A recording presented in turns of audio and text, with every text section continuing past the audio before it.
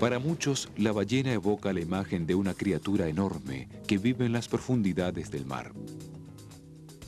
Hasta 1758, cuando el gran biólogo sueco Linneo las identificó como mamíferos, estos gigantes eran considerados peces y muy poco se conocía de su forma de vida. Aunque en función del tamaño las ballenas dominan el orden de los cetáceos, los delfines y marsopas, siendo mucho más pequeños, reinan en cantidad de especies. El conjunto de los más grandes mamíferos marinos que habitan el planeta comprende dos subórdenes: los odontocetos o cetáceos dentados, como por ejemplo el cachalote, conocido a través de la legendaria Moby Dick, y los misticetos, que son aquellas ballenas que poseen barbas, careciendo de toda forma de masticación.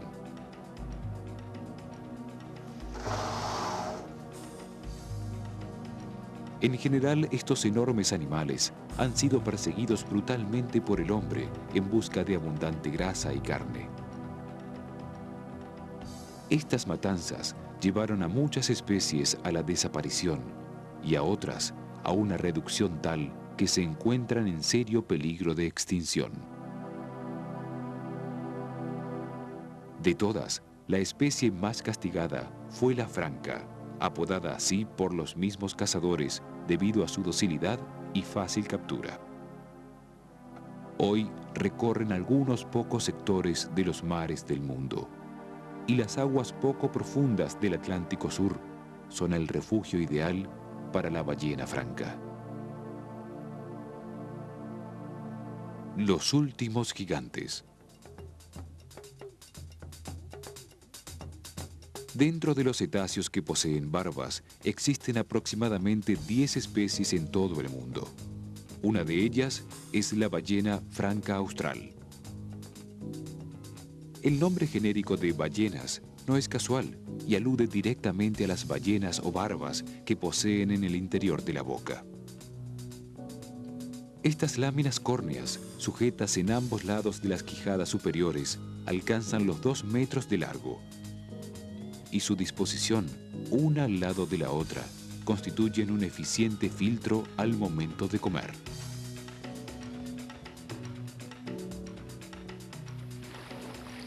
Estos cetáceos de gran porte increíblemente se nutren de pequeños crustáceos llamados krill. La técnica de alimentación consiste en nadar lentamente por la superficie o debajo del agua con la boca abierta, de manera tal que el agua y los diminutos organismos ingresen en la cavidad bucal. La enorme lengua actúa como un pistón desalojando el agua. El alimento, con aspecto de pasta, es retenido en las barbas para luego ser deglutido. Una vez terminado este proceso de alimentación, la ballena procede a reacomodarlas, moviendo vigorosamente la boca.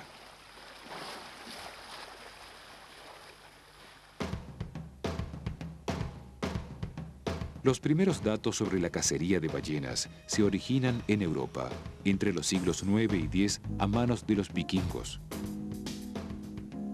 200 años más tarde, los vascos inician lo propio en el Golfo de Vizcaya. En las primeras épocas, las arponeaban desde los promontorios de roca que asomaban al mar y más tarde desde precarias embarcaciones. La aplicación de estas técnicas demuestra que los animales cazados debían ser de lenta natación y extremadamente mansos, características que poseen las ballenas francas y que muy pronto se volverían en su contra. Los vascos rápidamente se armaron de embarcaciones más importantes y pudieron aventurarse a los mares del norte en busca de mayor cantidad de animales. De este modo, dejaba de ser una actividad local para convertirse en una matanza internacional.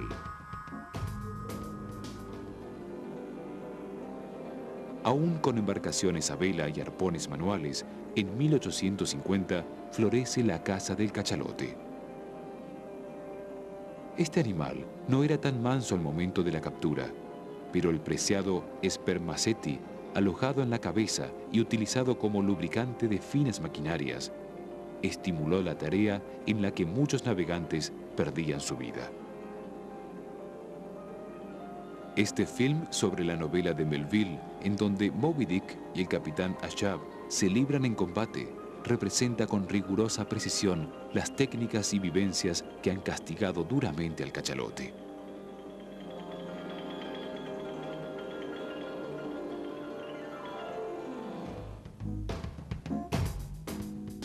Nada saciaba las expectativas, hasta que en 1868 el noruego Sven Foyd inventa un arpón lanzado con una carga explosiva.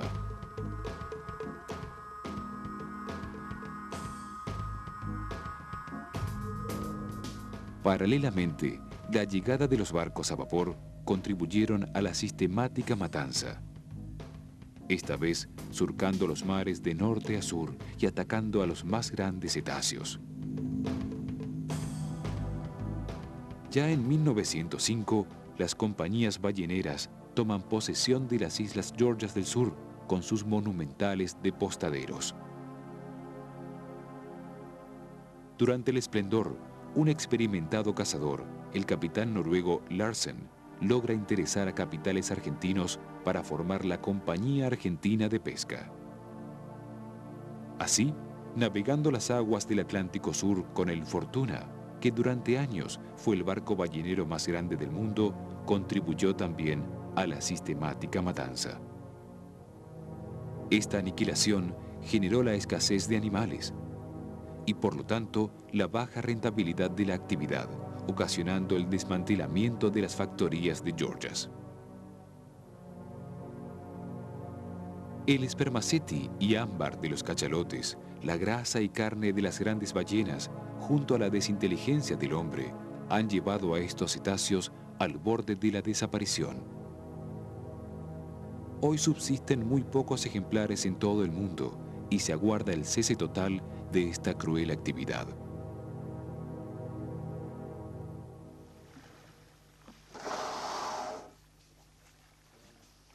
En los últimos 50 años se adoptaron muchas medidas de protección en favor de las ballenas. Las francas del sur han sido una de las más castigadas y en la actualidad se estima una población que no supera los 4.000 individuos en todo el mundo. Su tercera parte habita las aguas argentinas de Península Valdés, registrándose en estos últimos 10 años un crecimiento poblacional del 6 al 7% anual, según datos proporcionados por el señor Guillermo Harris.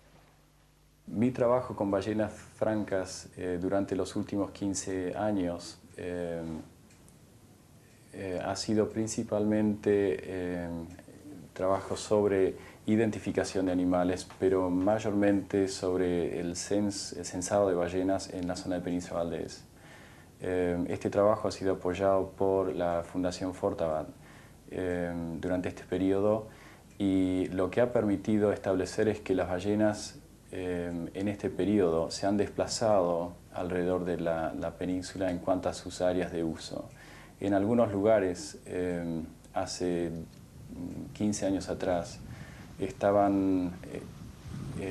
había una gran cantidad de ballenas que hoy en día ya no están, sino que se han redistribuido, por ejemplo, a las aguas del Golfo Nuevo. La zona del norte del Golfo Nuevo es el lugar en este momento principal de cría de ballenas francas, seguido por el Golfo de San José. El Golfo de San José se ha mantenido en cifras similares durante todo este periodo. La distribución de las ballenas francas del sur se ha mantenido mayormente dentro de lo que son los registros históricos obtenidos principalmente a través de datos de captura. Y estos, digamos, ocupan una franja en las aguas subantárticas y templadas de los mares australes, digamos, del hemisferio sur. Las poblaciones más grandes están en la zona de Península Valdés, la zona de Sudáfrica, aunque también existen algunos animales en las zonas de Australia y Nueva Zelanda.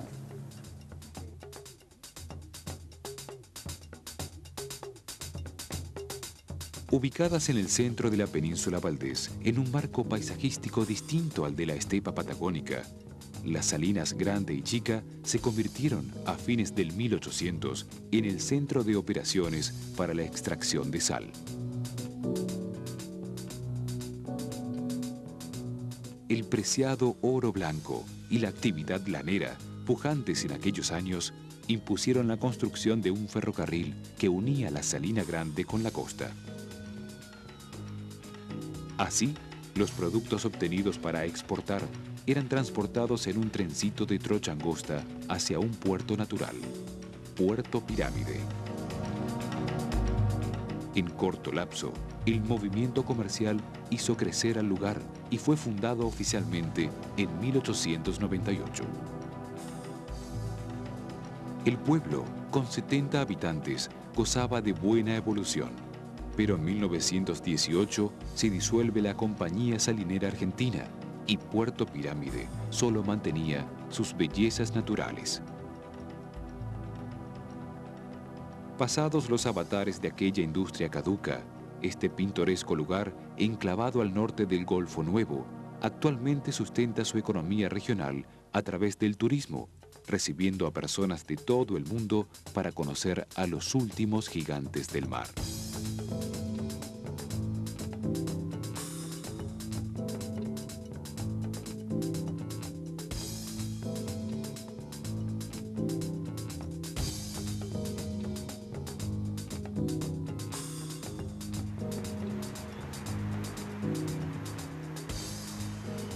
La configuración peculiar de la península Valdés, sin duda, contribuye a crear condiciones ideales para la congregación de la especie y desarrollar sus funciones vitales.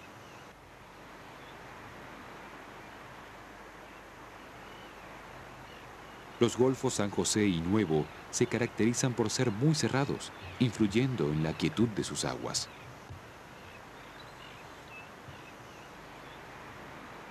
Dentro del perfil costero, pueden observarse plataformas rocosas, playas de arena y abruptos acantilados con varias decenas de metros.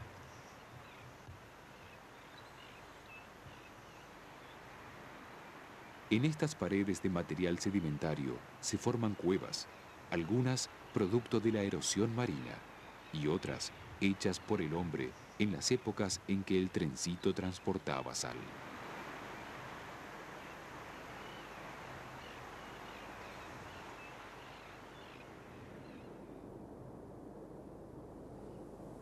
Nosotros, los balleneros de Patagonia, entendemos que nuestra región es el mejor lugar en el mundo para hacer avistaje de ballena franca austral.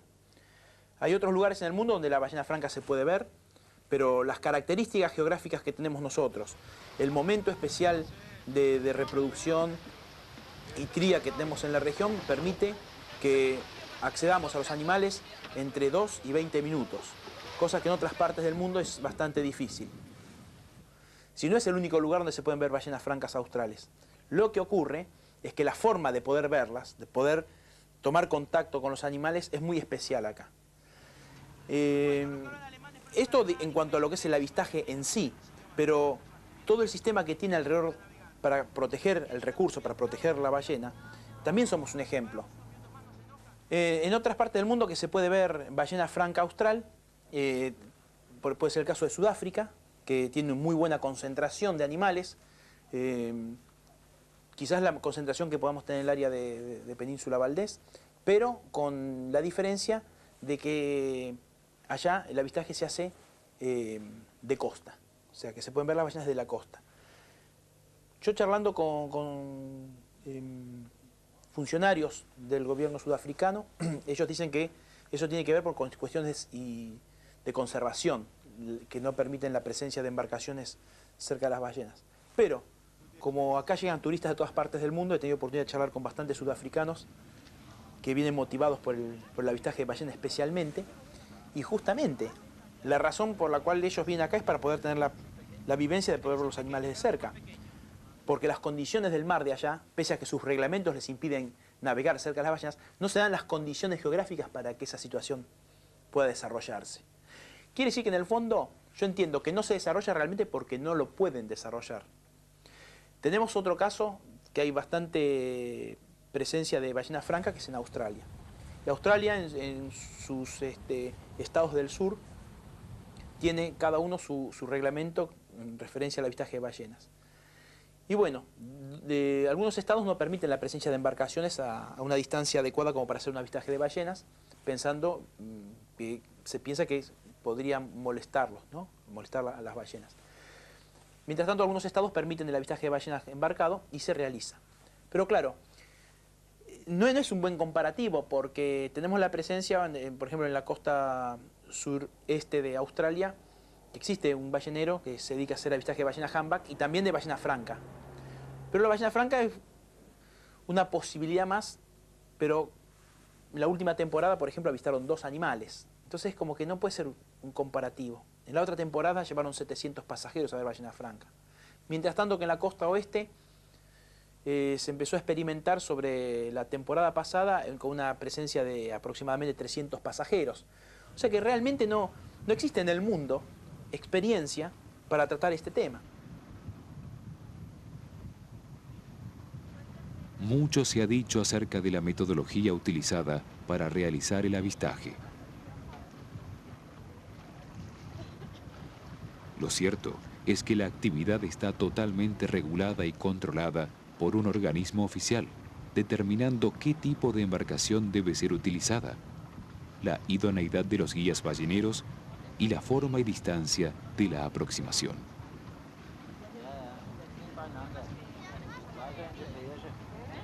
Si bien toda disposición es perfectible, lo más complejo de regular es la afluencia de público.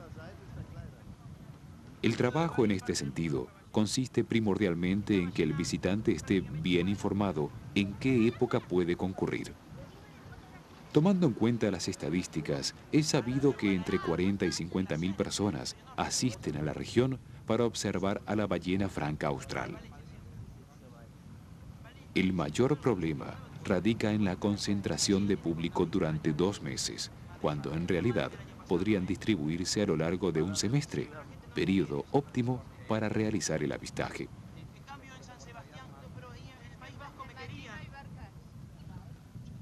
Nosotros los balleneros que nos dedicamos a hacer avistaje de ballenas entendemos que los animales se pudieron sobreponer a la caza, pero no a la caza que se hizo en alta mar, a la caza costera.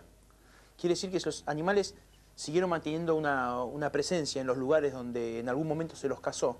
Yo creo que cosa más impactante para ellos que puedan matar sus crías o que maten ejemplares de su misma especie, es una cosa realmente fuerte para el animal. O sea que si se pudieron sobreponer a ese tipo de actividad, si la presencia de los huesos fósiles que tenemos en la región demuestran que las ballenas estuvieron acá hace 20 millones de años, quizás de otras especies, pero indica que la presencia de los animales desde hace millones de años es por la zona. Evidentemente, en todos esos millones de años pasaron cataclismos, habrán tenido seguramente problemas alimentarios, y sin embargo las ballenas siguen estando. Yo pienso que la presencia del hombre, con la actividad que hacemos nosotros, no le genera un impacto negativo, o sea, un impacto que el animal lo haga retirarse del lugar. Entonces, nosotros hoy lo sabemos porque hace muchos años que trabajamos en esto y nos damos cuenta que los animales, ante nuestra presencia, no se retiran. Justamente, se acercan. Hoy por hoy el avistaje de ballenas no es las embarcaciones que se aproximan a las ballenas, sino que son las ballenas que se aproximan a las embarcaciones. ¿Cómo es que ocurre esto? Y nosotros no entendemos si es que los animales tomaron confianza por nosotros o nosotros interpretamos de una manera que no podemos explicar bien cómo acercarnos de tal o cual manera para que los animales nos acepten. Y hay momentos, hay situaciones realmente de que uno ya no sabe si es que el animal lo conoce a uno o nosotros conocemos al animal, pero algo que no te lo podría explicar con palabras nos indica que tenemos una compenetración con el entorno que nos permite saber cuándo hay que apagar el motor, cuándo no, cómo trabajar con el viento. Y lógicamente toda esta forma de trabajo, que es muy especial y que tiene que ver solamente con un sistema de trabajo para la región y para esta especie de ballenas, hace que diferamos la forma de ver la cosa con otras partes del mundo. Todas las grandes ballenas realizan migraciones a lo largo del año en relación a su alimentación y reproducción. En el caso de la ballena franca austral, se conoce que el arribo a Península Valdés responde estrictamente a la tarea de reproducción y cría. Los primeros ejemplares comienzan a llegar en el mes de mayo, y las hembras, preñadas durante casi un año, dan a luz un solo ballenato por vez. Los primeros nacimientos tienen lugar durante agosto y los últimos en el mes de octubre. Si bien nadie ha podido presenciar un parto ni los acontecimientos que lo circundan, se conoce que todos los cetáceos lo primero que asoman es la cola. Esto responde a una forma de adaptación para no ahogarse. El cordón umbilical se corta durante el nacimiento e inmediatamente después de haber nacido, la madre asiste al cachorro llevándolo a la superficie para que pueda respirar. Dentro de los cuidados que le proporciona, la elección de aguas poco profundas y reparadas del viento es fundamental para las primeras tareas de amamantamiento. El periodo de lactancia se prolonga entre 6 y 12 meses, aumentando rápidamente de tamaño. Todos los años se observan ballenatos blancos y en una proporción de un 1 o un 2%. Estas ballenas no son albinas, sino que tienen una falta de pigmento en la piel. Y en la medida que crecen se van tornando de un color grisáceo a un color café con leche. Hay distintos tipos de marcas. Algunas marcas blancas que tienen las ballenas en algunas partes del cuerpo permanecen de por vida. Son realmente útiles para identificarlos inclusive. Mientras que estas otras manchas ya que, digamos, que cubren el animal blanco cuando nace, son las que se tornan un color grisáceo. Eventualmente casi la pierden, o sea, se vuelven gris oscuro cuando son adultos.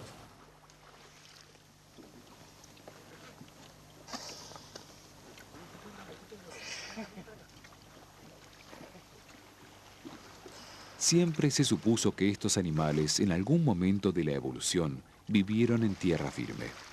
Esta fuerte hipótesis está sustentada sobre todo en su condición de mamíferos.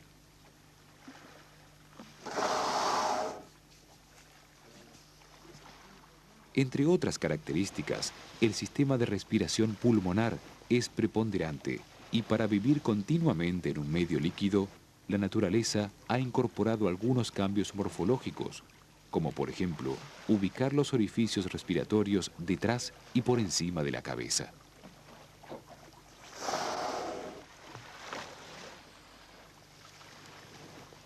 En este sentido, los espiráculos, en su carácter de conducto externo del aparato respiratorio, actúan como una válvula, abriéndose en superficie y cerrándose al momento de cada inmersión.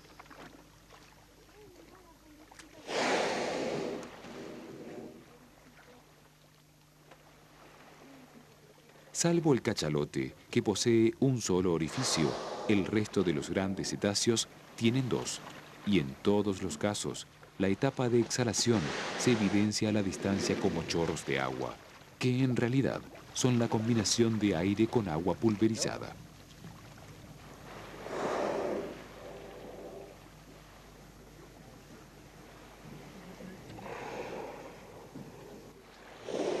Este detalle es importante para la identificación, dado que cada especie tiene características propias.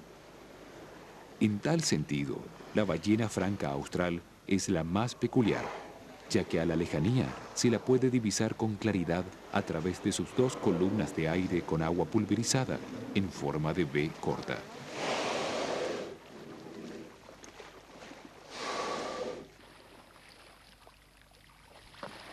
Las ballenas francas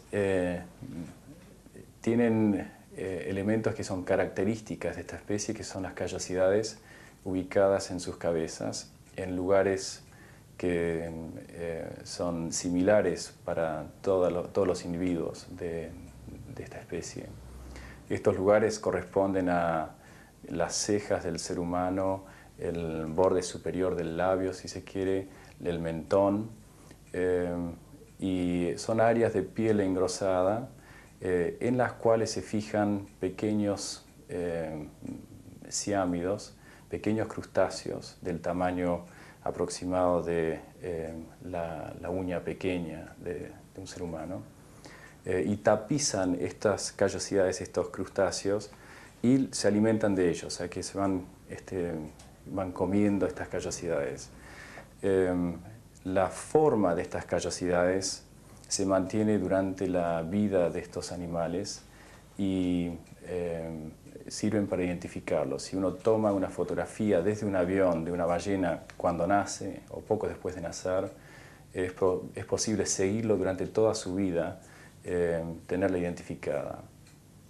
De esta forma, en esta población de ballenas hay en este momento alrededor de 1.200 animales identificados a través del trabajo del Dr. Roger Payne, que ha estado trabajando durante 25 años en esta zona y es el que mejor conoce esta población de ballenas.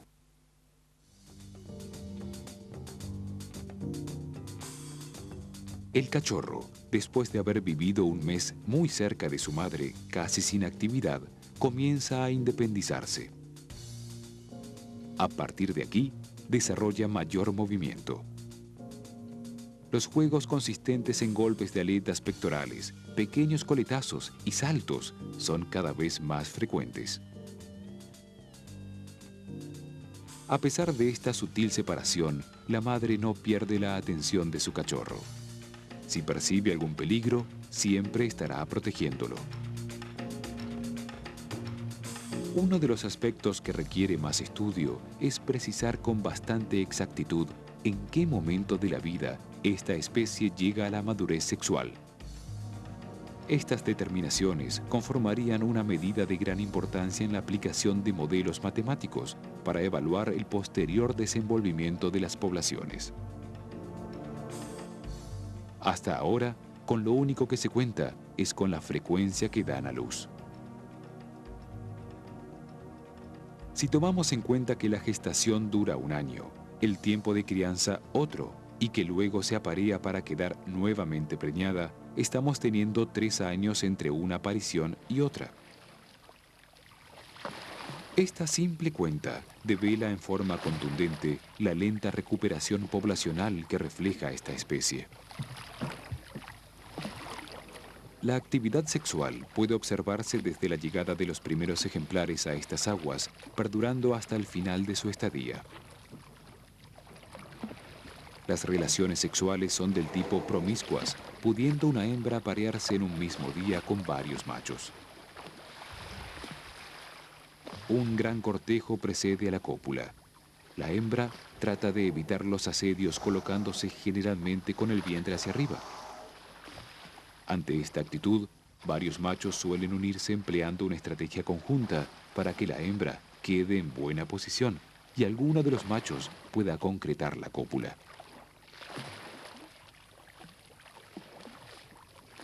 Siendo mayor la hembra respecto del macho, la longitud promedio es de aproximadamente 16 metros y unas 40 toneladas de peso.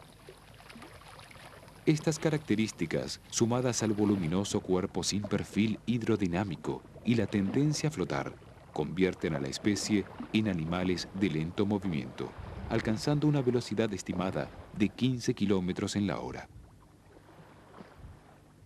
Sin embargo, pueden desarrollar ocasionalmente mayor velocidad, pero solo durante cortas distancias. Algunos ejemplares permanecen inmóviles en superficie, en actitud de reposo durante largos periodos. Si alguna embarcación se acercara, pueden retirarse rápidamente o tomar una actitud de mansa curiosidad, asomando la cabeza y ojo fuera del agua para observar el entorno.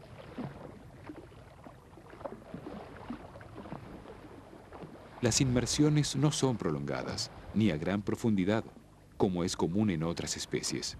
Usualmente no permanecen más de 10 minutos sumergidas. La frecuencia de inmersión, tiempo de permanencia y profundidad alcanzada están estrechamente ligadas con la actividad que efectúan. Las hembras con cachorros de corta edad, por ejemplo, permanecen tiempos muy prolongados en superficie, recorriendo largos trayectos sin sumergirse. Las estadas más prolongadas bajo el mar están generalmente relacionadas con la actividad sexual. Por este motivo, los machos suelen estar sumergidos a la espera de que la hembra adopte la posición ideal para concretar la cópula.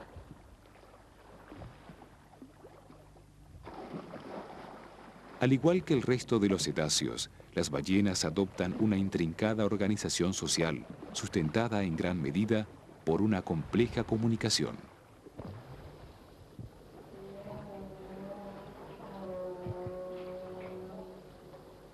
Menos melodioso que el canto de la ballena jorobada, la franca emite sonidos que pueden brindar información sobre identidad, sexo, posición, estado reproductivo, tamaño de los grupos y presencia de presas y predadores. Así, los sonidos más simples y de estructura predecible se relacionan directamente con la comunicación entre individuos separados por grandes distancias. En cambio, los más complejos y altamente variables corresponden a grupos que efectúan algún tipo de encuentro social. De tal modo es que puede deducirse que a mayor complejidad social, mayor riqueza de sonidos.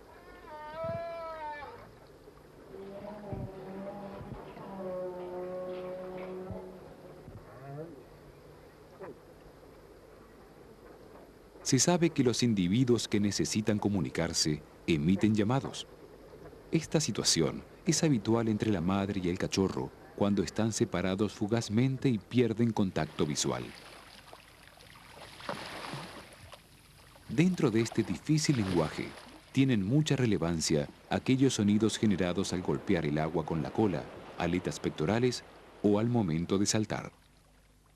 Estas señales sonoras también tienen un sentido social y pueden ser escuchadas e interpretadas por sus pares a grandes distancias. Es casi increíble el hecho de que estos enormes animales puedan desplegar sus 40 toneladas fuera del agua.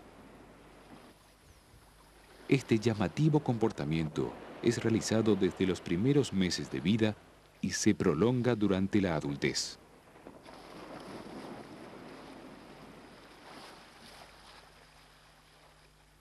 Las continuas observaciones han demostrado que muchas de estas acciones se producen en zonas poco profundas.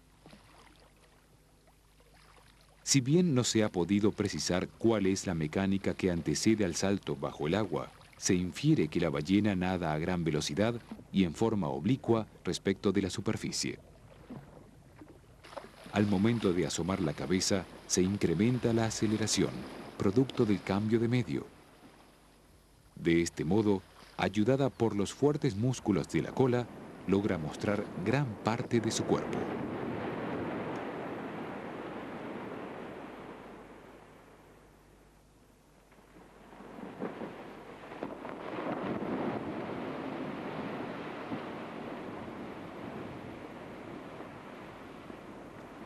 Más allá del goce estético que ofrece, estudiosos han elaborado distintas conjeturas sobre este tema. Los cachorros, por ejemplo, efectúan saltos como una expresión de juegos cerca de la madre, mientras que en los adultos podría ser una forma más de comunicación. El desprendimiento de parásitos y capas superficiales de piel que se produce a raíz del salto configura otra de las teorías acerca del motivo de este comportamiento.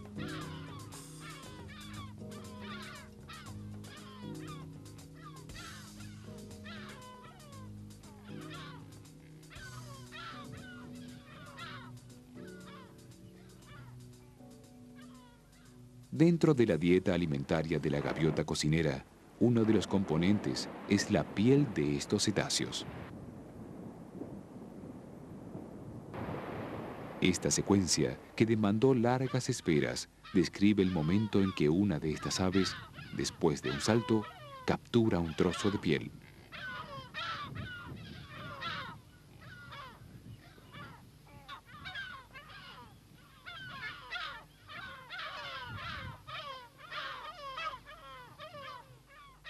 Los estudios científicos han determinado que esta conducta alimentaria, sumada al aumento de la población de gaviotas, representa un problema más de conservación que afecta a estas ballenas. Uno de los efectos notables que se ven con ballenas son los ataques de gaviotas. Hay dos especies de gaviotas que atacan comúnmente a las ballenas francas, son las gaviotas cocineras y las gaviotas capucho café. La reacción de la ballena ante un ataque de una gaviota es inmediata y es bastante violenta. En realidad no hay ninguna cosa que haga reaccionar tan violentamente a una ballena como una gaviota. Salvo un choque con, digamos, un barco o algo por el estilo. Pero en la zona esto es, digamos, es así. Las gaviotas atacan, esperan las ballenas, revolotean encima de la ballena cuando el lomo está encima del agua, caen en picada y arrancan trozos de piel de la ballena y se la llevan para comérselas. La ballena reacciona así inmediatamente. Esto ocurre durante toda la temporada, ocurre desde el inicio en julio y todavía en diciembre se ven este tipo de actividad. Los ataques de gaviotas a las ballenas han ocurrido durante mucho tiempo. Hay registros desde la década del 60. Investigadores en el Golfo Nuevo observaron este comportamiento. Así que es algo que no es de ahora. Sin embargo, parece ser que hay un aumento en los últimos años. Probablemente esto se deba a un aumento de la cantidad de gaviotas en la zona debido seguramente a la oferta de alimento producido por los basurales que existen en las ciudades.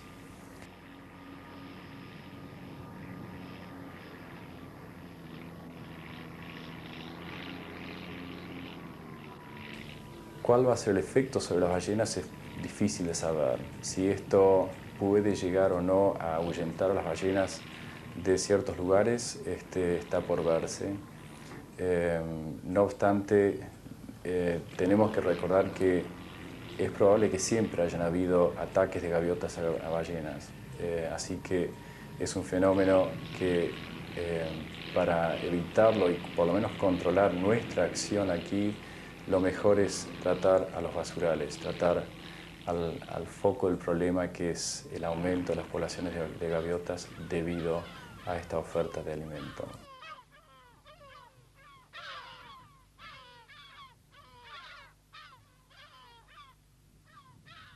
El vivir inserto en un medio natural indefectiblemente implica la relación con otros seres que lo componen. Durante la presencia en estas aguas, la ballena franca tiene muchos encuentros con especies que son propias del área. Delfines, lobos y elefantes marinos se acercan para establecer algún tipo de contacto. Curiosamente, y de un modo inexplicable, la actitud es de indiferencia y en ocasiones se retira para evitar el contacto.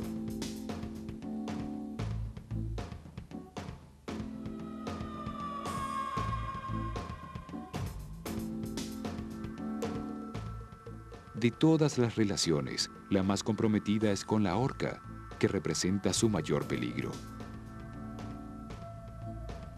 Las mordeduras registradas en algunos ejemplares de franca y la afinada estrategia para atacar en grupo de las orcas no dejan dudas de la posibilidad de lograr ataques exitosos. En aguas de la península Valdés comparten el hábitat.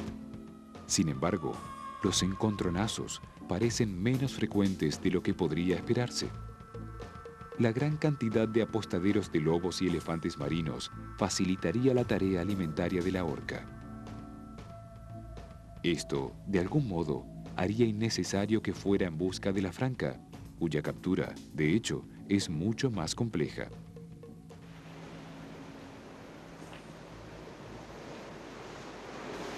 Las ballenas francas quedan varadas, a veces vivas inclusive, en la costa, y este fenómeno se observa todos los años, principalmente en animales jóvenes nacidos en el año, crías, aunque no siempre, algunos son animales adultos. Estos varamientos son siempre solitarios, en algunos casos parecen ser incluso fruto de equivocaciones de la ballena. Se acercan tanto a la costa y en determinadas condiciones por ahí se quedan incluso varados. En el año 95 se observó una ballena de un año que estuvo 24 horas en la playa viva, sin poder, por supuesto, regresar al mar. Este animal falleció eventualmente. Mayormente lo que se observa es el animal ya varado, muerto en la playa. Las causas sí pueden tener que ver también con, digamos, mueren en el agua. Algunos incluso, algunas veces se han visto ataques de orcas que probablemente le hayan causado la muerte al animal. Lo que ocurre con otras especies de cetáceos, como por ejemplo las ballenas piloto, a veces las orcas, a veces los cachalotes, varan masivamente. Incluso en el caso de las ballenas piloto, en números realmente grandes, 200 animales o incluso 400 animales, que llegan a vararse todos juntos en un solo lugar en la costa. La causa de estos varamientos masivos es un enigma que todavía nos tiene perplejos.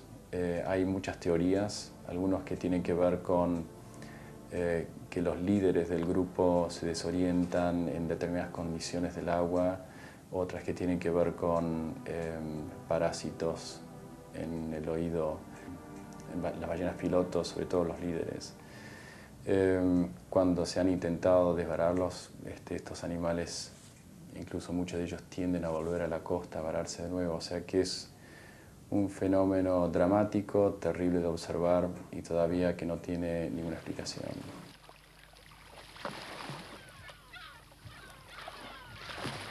La mano del hombre ha diezmado la población mundial de ballenas. Hoy, ese mismo hombre comprende que la presencia de estas enormes y delicadas criaturas es vital para el gran ecosistema marino. Yo creo que lo importante de destacar en ballenas francas es la necesidad de proteger áreas de cría. Si nosotros podemos lograr que al menos aquellos lugares donde nacen y donde viven sus primeros meses las crías de las ballenas, sobre todo en las aguas del Peñice Valdés, si podemos evitar molestarlas en la mayor parte de estas áreas, entonces creo que vamos a ver, digamos, un incremento de la población y se va a mantener este incremento.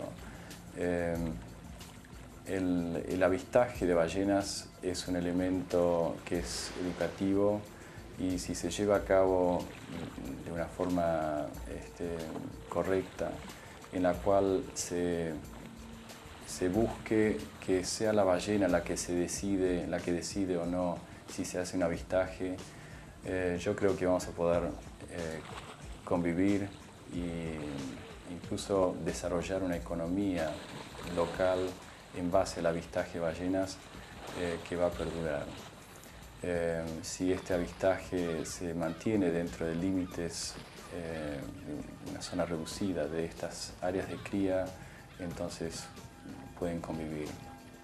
La ballena franca del sur, en aguas de la península Valdés, como en otros pocos sitios, es un símbolo de preservación que debe extenderse a todas las especies que pueblan los mares del planeta.